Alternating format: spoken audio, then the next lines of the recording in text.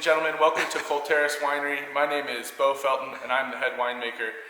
We are here in the heart of Palisade, Colorado at our state winery where we grow 80 acres of grapevines to produce 100% of the wines that we make. Our name, Colterris, C-O-L is for Colorado. Terris is a Latin phrase for from the land or from the earth, so we often say that we are from the Colorado land. So whenever you're enjoying a bottle of Colterris wine, you know that it's 100% Colorado grown from our properties right here in Palisade, Colorado. Scott and Teresa High founded Colterris in 2008 with the first wine being released in 2010. So our 2020 vintage is actually going to be our 10th anniversary release, and we're really excited about a couple of the wines that we've got coming down the pike, including a Teresa's Vineyard Cabernet Sauvignon, which really is a foundation vineyard for what Colterris has been from the start. It's a backbone of Coral, one of our most popular wines, a rosé of Cabernet Sauvignon, a white Cabernet Sauvignon, as well as a big component of the Cabernet Sauvignon wine that we make as well. In addition to the Cabernet Sauvignon, we have all of the Bordeaux red varietals, including Cabernet Sauvignon, well, I was just talking about that, Cabernet Franc, Merlot, Malbec, and Petit Verdot. We make a bottled varietal, single varietal of each one of those wines, as well as a wine that we call Colorado. It's a Bordeaux style red blend, including all 5 of those varietals. On the white spectrum, we make Chardonnay, we make Sauvignon Blanc, and we've got a soon to be released Pinot Gris that we're pretty excited about as well. And I mentioned our rosé, our white Cabernet Sauvignon. We also make a rosé of Malbec called Livid, which is just a fantastic wine. It's got a little bit of skin contact on it, really sets it apart from our other rosé, Coral. And yeah, we also make a whole lineup of canned wines. We call them Colterris. Those are, again, you know, we're really proud of the fact that we grow 100% of our fruit. And even in our Colterris products, 100% of those wines are produced right here, grown right on our property. We're excited this year to have our 2017 Cabernet Sauvignon be part of the Blue Sage auction lot. It's a wonderful wine. I think it's a really great representation of Colorado's climate and terroir that we've got here in the Grand Valley. It's big, it's bold, it's intense, it's got a nice tannin profile, good fruitfulness. Our 2017 Cabernet Sauvignon is 97% Cabernet Sauvignon grapes. We've got 3 different sites that we grow Cabernet Sauvignon, and we use just a little bit, 2% of Cabernet Franc and 1% Malbec, and that helps us just round out the wine, make a nice beautiful wine, add that little extra layer of complexity, and just check all those boxes. So make sure to enjoy this one when you win your case of wine. Cheers. Oh, this is Jim. Okay, everyone, welcome. Bo. Bo, I really like the Colterris. I was really surprised when you graciously gave me a can after the video, and I really needed it at that point, and it hit the spot. I like this. This is just really wine in a can? Pop top. What part of that don't you understand? Canned wine. I've never seen canned wine before. Hold on. It's got one. Oh my God. Oh my gosh, look at there. Oh, I love it. For heaven's sakes. I like one too. Does it Wine in change? a can. Who'd have thought? That was one of those ones actually that when Scott and Teresa, the owners, were like, when I first met them, they were talking about their aspiration to can wine, and I went home and I was talking to my wife and I said, yeah, they said something about canning wine, but I can convince them that's a bad idea. And well, There you are. Looks like you failed. How many ounces is in a can? they're 8 ounces, 250 milliliters. Yeah. Okay, so That was actually one of the things that we talked about a lot, and we're kind of not talking about the cab, but yeah, I don't have anywhere to be as long as you guys don't mind if I keep talking. But we tasted a lot of the cans that were out in the market when we first went down the road here of doing canned wines, and there were 16-ounce cans, there were 12-ounce cans, there were some 8-ounce cans, and Scott, the owner, he made a really good point. He said, so somebody stops on the way to Moab, grabs a 4-pack. Husband and wife sit down, in camp or wherever they might be, and he drinks a Bud Light and she drinks a 12-ounce can of wine at approximately the same pace, and she's, you know, She's getting triple them up, schnockered. basically, you know. So we were a little worried about that, about, you know, the serving size. But the problem is that they are pretty drinkable, so they end up going down pretty easily. The 8 ounces, they can be a little dangerous. So I always feel like they should come with a fun warning on them. But. Yeah, what, I drank what's wine on the, election day, so yeah, that was pretty stressful. what's the appeal of a canned wine? Well, Portability. mostly it's a Colorado lifestyle, right? So we're out on the trail a lot. We're on the raft a lot. We like to go camping. We, you know, it's just a lot more. I hate to use all the puns that we have, but it's a lot more convenient to be able to get bonuses for all the canned puns that I use. Hey, you'll be a can of sewer too, Sue. I know. I got a couple more of them. I'll try to sneak them in. But no, it's just trying to match up with some of the portability that people were looking for in wine, and we thought it was another way to kind of help get Colorado wine out there in the ways that people like to enjoy it. So Yeah, and but you don't look to ask people to lay cans down in their cellar. No. It's just like with Big B's hard cider around here. They're very popular. They with all their canned ciders. I mean, that's exactly what Bo was talking about. People just go out, and it's very convenient to have a can of your favorite bubbly, or in this case, wine. Yeah. Oh, do you put the same varieties in the cans that you put in bottles? Good question. So the rosé that we make is the rosé of Cabernet Sauvignon, not unlike Coral, which is we call it a white Cabernet Sauvignon, but same grape varieties go into those two. The white wine is actually a blend of all three of the white varieties that we grow, which is Sauvignon Blanc, Chardonnay, and Pinot Gris. And the red is actually a blend as well, and it's got Cab Sauv, it's got some Syrah in there. It's the only place we actually have Syrah. We don't have a bottle of Syrah. It's got Malbec, little Merlot, little Cab Franc. Yeah, so we really try to make them a drink now kind of wine. People have asked me that. They said, well, what kind of ageability does the canned wine have? And I'm like, well, you don't really like to drink it. That means they just need to drink it. Yeah. Yeah. But tell us some moldy old cans from your cellar, right? That's right. You didn't see that. Vertical lineup. Down in the library room. That was one of the all the canned wine though. But tell us about the Cabernet that we're drinking. Yes.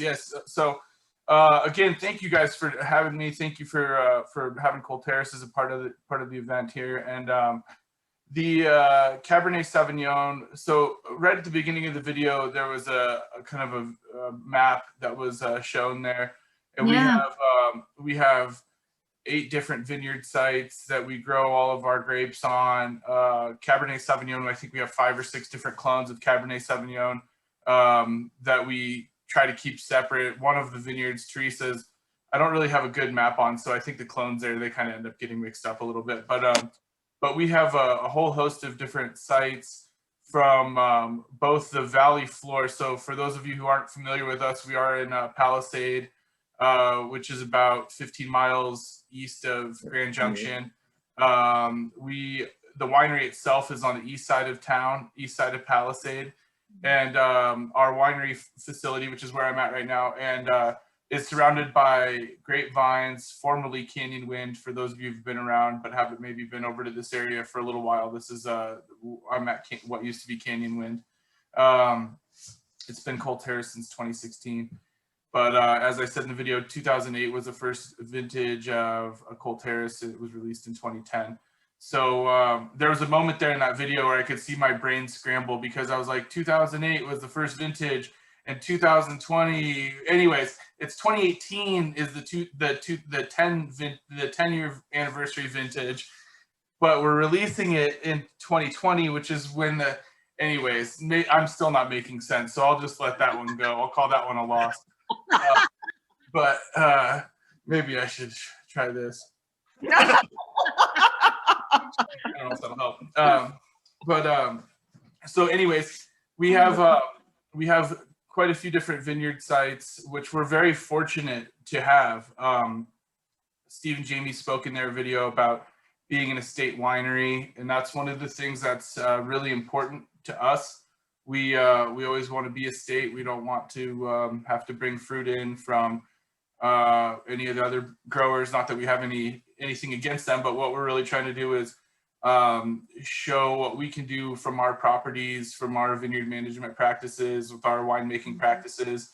And what we're really trying to do is capture, at least what my philosophy is, that it all starts in the vineyard, which every winemaker that you ever listen to will say that it all starts in the vineyard. It's all about the vineyard sites, and we're trying to get the most out of those sites. And having the continuity year in and year out of the same vineyards and the same vines, it allows for a relationship that other vintners don't necessarily have if they're purchasing grapes from perhaps different vineyard sources year in and year out to get the volume that they need. So that's one of the real advantages that I feel like we have with our estate model. Obviously, it comes with some risk as well. Like we kind of were talking about, there's some potential damage out there. I've gotten a couple text messages about that in the last months. And as I was saying right at the get-go, some of you may not have heard me say it, that I haven't gone out there and cut any buds yet, just because I wasn't ready for my holiday season to get ruined by that. So I'm not sure if I'm ready for any. I'll go out there at some point, but yeah, I know that there's some damage. I'm not that naive. We're gonna have to deal with that. But so we own more risk, I guess. You know, if we don't have That's any part of the process. committed to the estate model, you know, there's that. But the benefit is that I get to have a relationship with the vineyards that I think just really helps me understand each site better. I find that we can cater our winemaking techniques a little bit to get the most out of each of these vineyard sites, and then eventually we're able to take all those different vineyard components and pieces and work on making a blend. So even though it's still Cabernet Sauvignon, it's 97% Cabernet Sauvignon, but it comes from all these different vineyard sources, and we've got different clones and different pieces.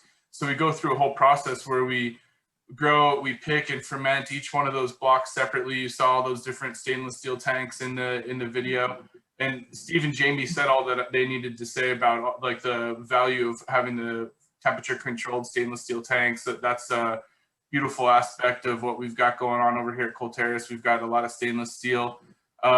Although I could probably use like 6 or 7 more big tanks to really make the big years easier.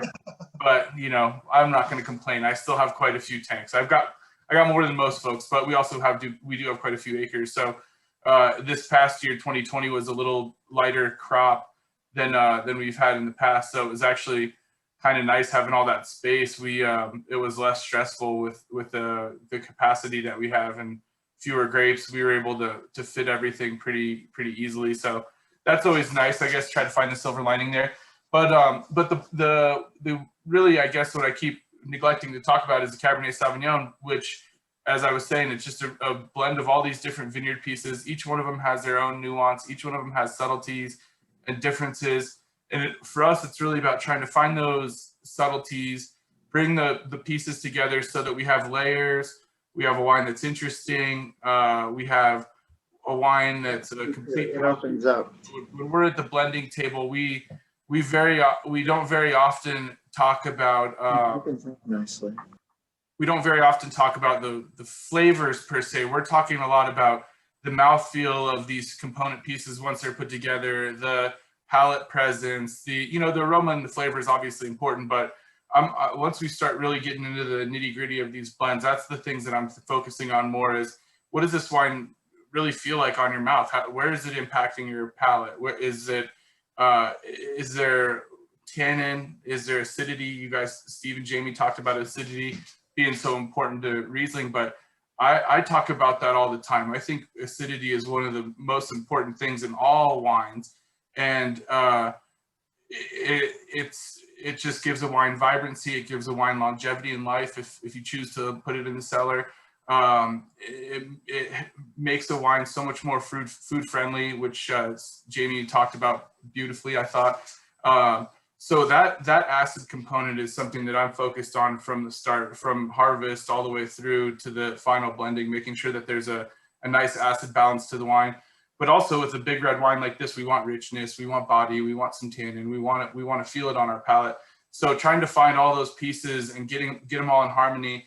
I saw a question pop up there that yes, we do. We take each of those vineyard pieces and we blend them together, and we try to find the most expressive version of Cabernet Sauvignon from any given vintage. And again, you know, I keep giving Steve and Jamie all of the credit because they said it so beautifully, but it's the vineyard variation is exactly what we're trying to capture. I think of my brain works I think a lot more scientifically than I do artistically, I think. And so I often think of myself as one of the control elements in the process, in the scientific process here, if you will.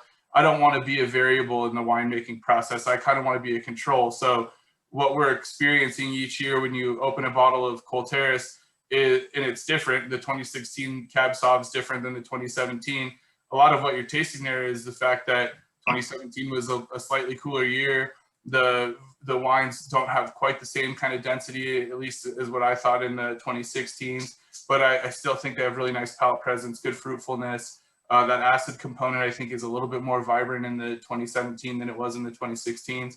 But that's really what we're trying to capture. We're really trying to capture, why is the Colterris ground different each year? What happened that made those vines different? And I don't want it to be, oh, well, we tried to ferment it in the garbage can this year, and then last year before that, we used the tank and the other time, you know, so we want to try and take that out of it. We want to try and be consistent in our approach. Don't get me wrong. We still tinker because as winemakers, we can't help ourselves. That's what we want to do. We want to always mess around with things and try different yeasts and scratch all these different itches of curiosity, if you will. And that's inevitable. But I try to do that in a way that doesn't necessarily have, let me say, cause a revolution in the style of our wine. If there is a style if there is a change that I want to make, I want that to be more of an evolution kind of a process, rather than it being a real shocking change, I suppose. Doesn't compromise. Yeah.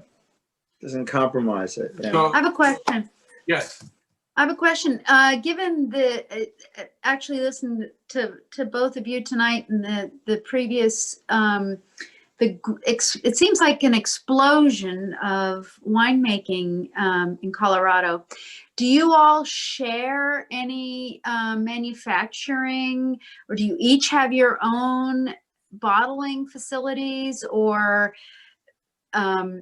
is that how that works? I mean, do you have to build your own infrastructure or do you share? In our case, we have our own infrastructure and we don't share. And you mean that in the nicest possible way. Yeah. You're big enough. You're too big to share, right? Yeah, we hardly have enough space for our own stuff. So yeah, it's always kind of a struggle, at least in a normal year. It's always a struggle to get everything in. There are some opportunities, I think, where people are sharing space. Out on the West Coast, it's super common. In fact, the brand that I used to make before I came to Colorado was 100% custom crush. The term that we use was custom crush, but basically it's Custom crush. contract winemaking facility. Okay.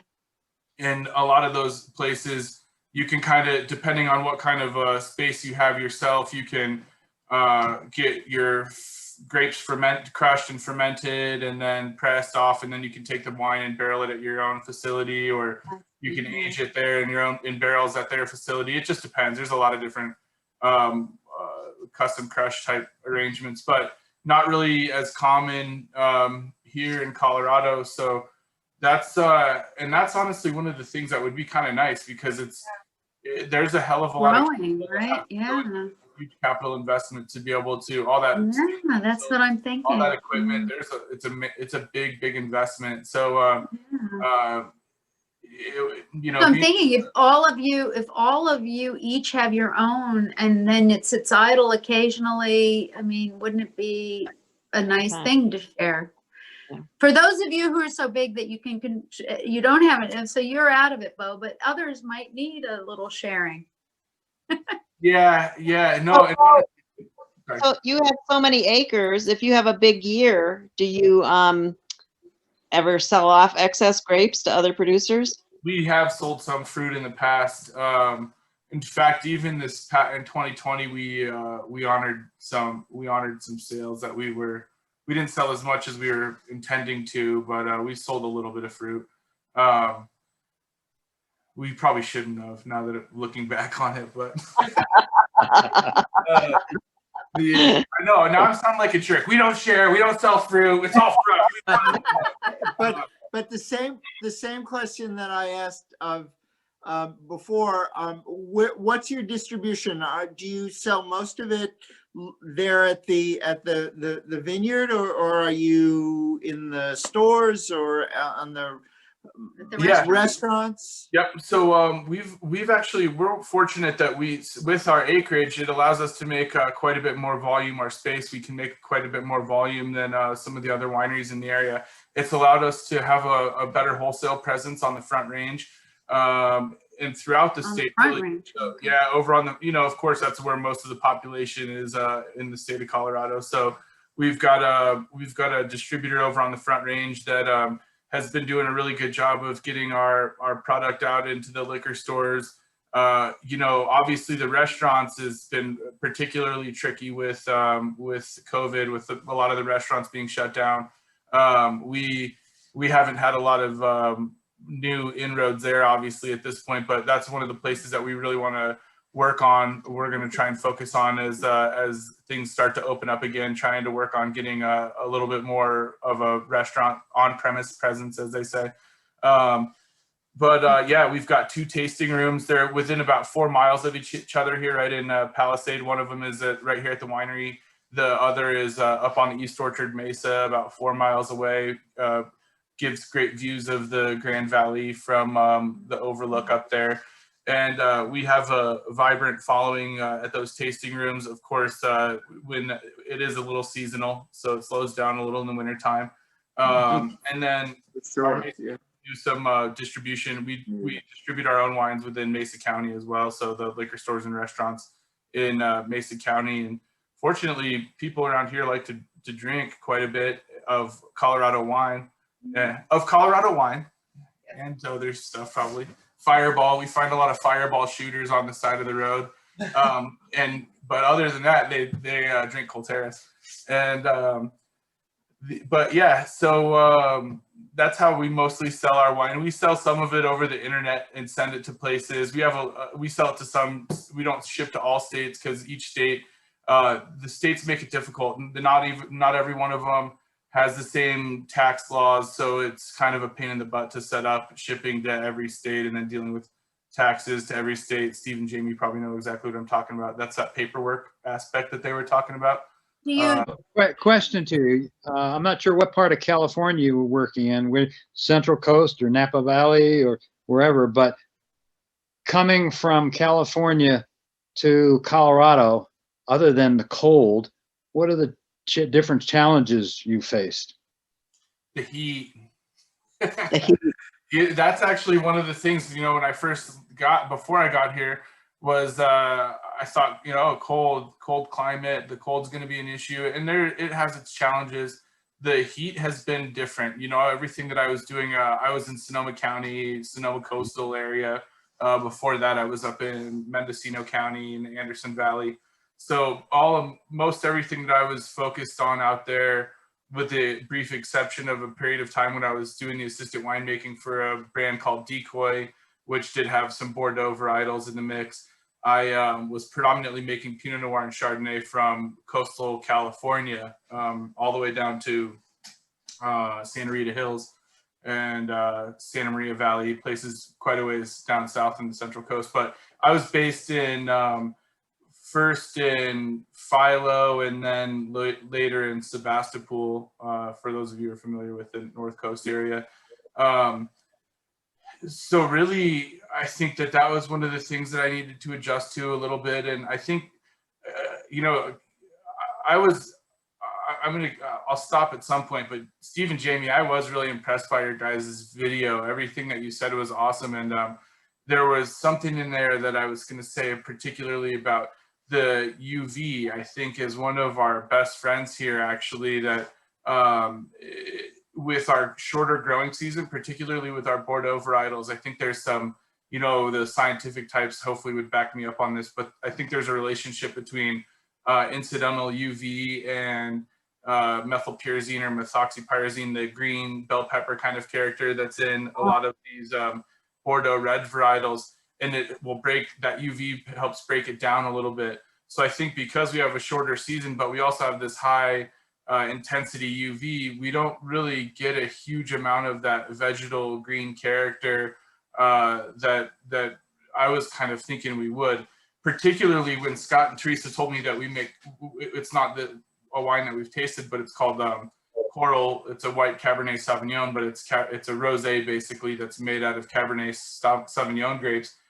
And when they told me that, I was surprised, because I thought for sure that wine would be too just full of pyrazines to be enjoyable, too bell peppery, too much green bell pepper type of character to really be enjoyable.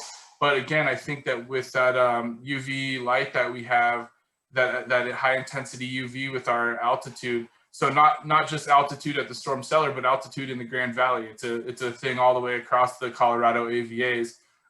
It's a benefit that we have here. And I think that, again, you know, I hope that the scientific community would back me up, the UC Davis types. I think that I remember something about this, but that that UV light really does break down those pyrazines early, and it really helps us with dealing with those green characters in these grapes. We get thicker skins, so I think a little bit more color. The intensity of the color has never been an issue for us, but also that brings a little bit more tannin. Sometimes those tannins can be found in the skin, so we get a pretty big tannin profile on our wines, which again isn't necessarily a bad thing. I think I'd rather be on like the over deliver side of the spectrum than like the under deliver side. I'd rather people be, not that I'm personally, I don't really love huge overbuilt wines, but I would rather people be overwhelmed by the wine than you know, for it to be a too soft, not enough tannin, not complex, not interesting, whatever verb you want to use to, or adjectives or whatever the words are, whatever words you want to use to describe the flavors of your wines. But that's really one of the things that I think that I've been really proud about, is that I think that the wines have a good intensity to them. They have a good body to them, good fruitfulness, which is, I think, important in New World wines. I just try to keep them clean and make them find ways to make sure that there's a lot of layers, a lot of complexity. Really interesting. It's great balance. Honestly, the finish is just beautiful. It just lingers, you know, and the alcohol's in check. It's rich and fruit driven, but I just think that the tannins, the acid, everything is balanced. It's delicious. Thank you. And I agree. The science, I'm pretty sure will back you up.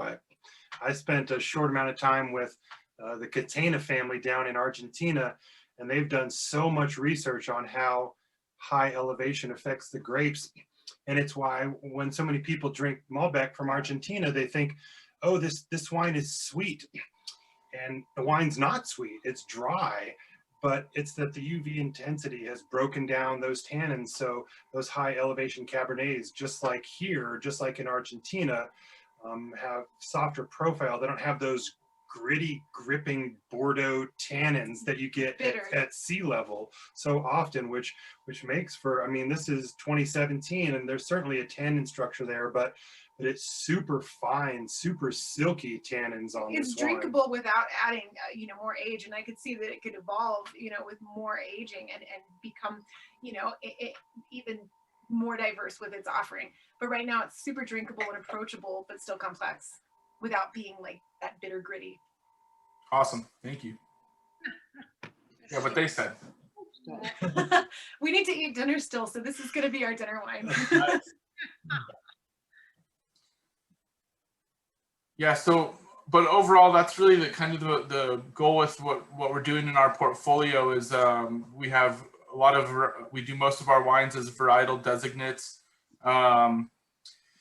Like when I was talking about the Colterris, I mentioned Syrah. That's the only one of the varieties that we grow that doesn't end up in a bottle of wine. All the rest of them, we do single varietal bottles. We do a blend of the 5 Bordeaux varietals that we grow, and we call that one Colorado. I mentioned that one in the video as well. But yeah, we're really, our whole goal is to try to continue to elevate what's possible in Colorado wine. We want to take a traditional approach to winemaking.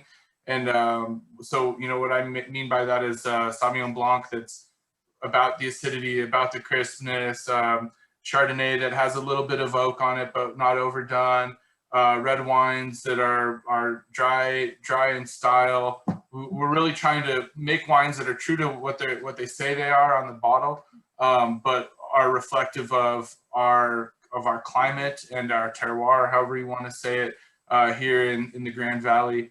And I think that's what we're all about, and it's really been a fun project to be a part of. I've really enjoyed. I grew up in Colorado. I grew up on the Front Range over in Longmont. I went to CU Boulder. My grandfather was a big wine guy.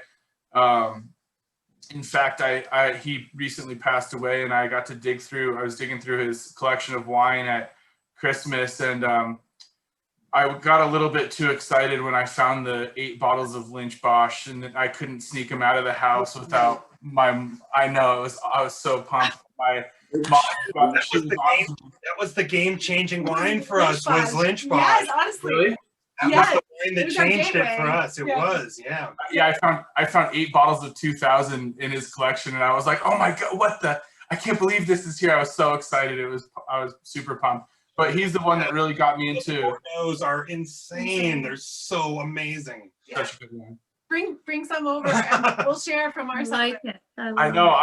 I told my mom, I was like, I'm stealing all of that, like it or not. But really, what we want to do is we want to try and make wines that are traditionally styled and can be in the conversation with wines. Of course, you know, Lynch Bosch, one of those ones that it's hard to compare to. I'm not saying we're that, but we want to at least try to make wines that are reflective of. We want to make wines that are world class. We want to make wines that can be in the conversation. So we don't want them to be good just for Colorado. We want them to be good for the world. And the way that we're going about that is by, well, at least Scott and Teresa, they've invested a lot into the land. They've invested a lot into the winery. We have all the equipment that we need in a good facility, except, you know, maybe a couple more tanks, maybe a new distemper. I'll stop there. But we've got all the things that we need to be able to really make world-class wines. So that's one of the things that I really appreciate about the owners, is that they haven't done anything to hold us back. That's the goal. That's what they say they want to do. And they've provided us with the equipment and the things that we need to be able to achieve that goal. In the video, you kind of got a glimpse of our barrel cave and our barrel hall. We've got about 700 barrels in our inventory now that's a really important part of our portfolio. This wine here in particular has about 20% new oak barrels, French oak barrels that we age the wine in. And the barrels that I like to use are barrels that are not overdone. I don't really like to I like wines that are expressive of place and time. I like that to be the driving part of the conversation. I think if you get too much oak involved, and it can cloud what the wine's really about. So we try to be gentle in our approach with the oak, but I also like it because I think it can add a nice frame to the wine, add a little bit of a structure, kind of support some of the structural and some of that kind of sweet note in there. I kind of try to keep it. So all those things, all these factors, the vineyard, the facility, the barrels, are things that we're really focusing on to try and make wines that make Colorado proud and can stand up to any of those West Coast bullies. Oh yeah. Let me see. I think this year we bottled about, in 2020 we bottled 2019 whites and 2018 reds, and we produced about 13,000 cases. Okay. Oh my God. Yeah, it's a lot. That's a lot of bottles. We're 1,300. So. And you know, I think 10 that's times bigger than us. Yeah. I think that's one of the things that's tough about wine. You know, Barbara, you were talking about this. It is a marketing thing, you know, of course. And there's kind of this weird place where you're either kind of a small cult style, boutique style wine, and you know, you obviously have your select retail partners that help you make it happen. We're trying to focus more on being, you know, obviously we want to be a brand that's reputable throughout the wine world, but we want to be present in a lot of places in Colorado. We want people to be able to come to Palisade, enjoy their wine experience, and then be able to go home and find the bottle on the shelf in their neighborhood. Sure. And that requires a certain amount of volume to be able to do that, to be able to get on the shelf and then have enough wine to get through the cycle of a year and stay on the shelf in that time. Because it's especially like we've been talking about, sometimes as Colorado wineries, it's hard to get on the shelf. It's amazing. You drive 4 hours to the east to Denver, and all of a sudden there's a good portion of the population that doesn't even realize that Palisade exists outside of Peaches, and you know, I'm sure for the West Elks it's even worse. So trying to get that message out over there, it's tough. And then once we find people that actually are believing in us, we want to be there. You have to get over the Fort Colorado thing. Yeah. Yeah, we want to be there, you know, so we want to be present in their shops, in their towns, in the places that they like to go. So that's part of it. So yeah, our production's pretty big at this point. We've been making a lot of wine, and you know, again, that's one of the things too that we're fortunate, I think, that we've had a couple big vintages because of the fact that 2020 and 2021 are maybe not going to be the most fruitful vintages. 2020 was not for us. We didn't get nearly as much fruit. Our potential production for 2020 is probably closer to like 8,000 or 9,000 cases. So still a lot of wine, but you know, quite a ways off of the pace of what we've been doing. In 2021 sounds like it has its own problems that are coming as well.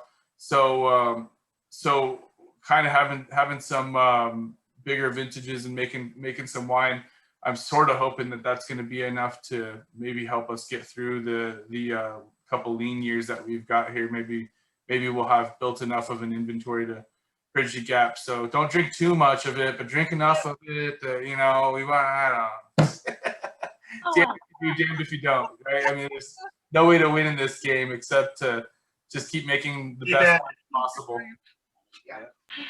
Oh, how late did you have, when did your irrigation water go off this past year? Well, we're pretty lucky. They didn't shut us off until, I want to say, the canal that's down here on the valley floor, we didn't get shut off until the end of October.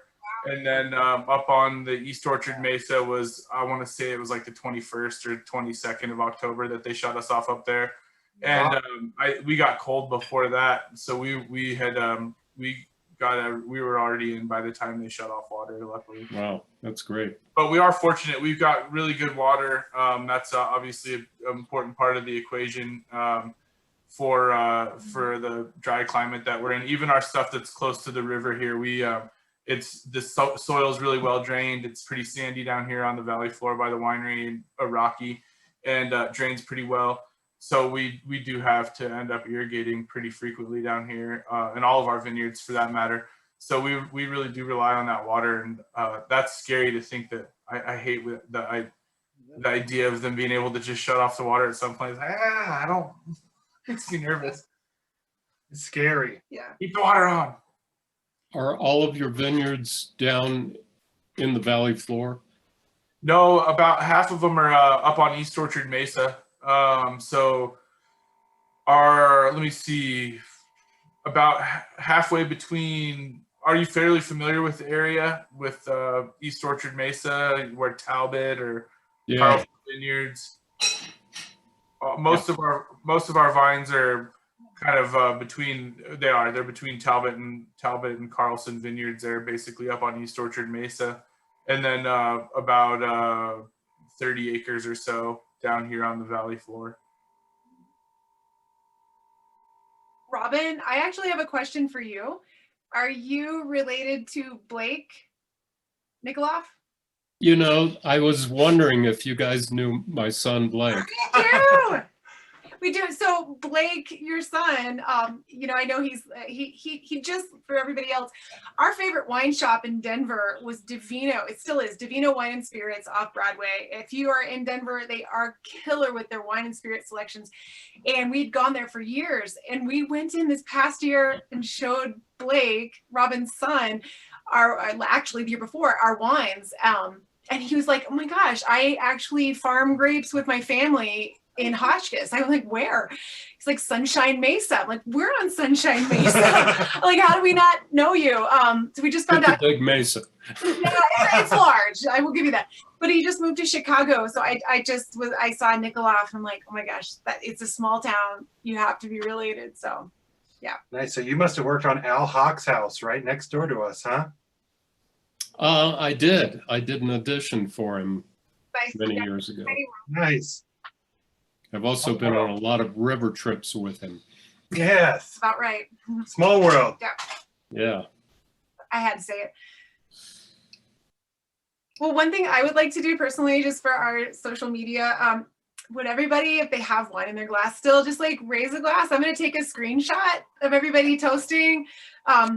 If I have your permission, it'll just be on like an Instagram story.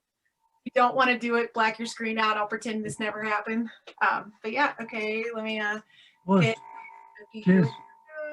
and I'll give you a count of 3. 1, 2, 3. Thank you. Cheers. Cheers. It was a fun night. Thanks so much. Thanks, everyone. Thank you. Very nice. Very good. Great video. Thank you so much. That was great.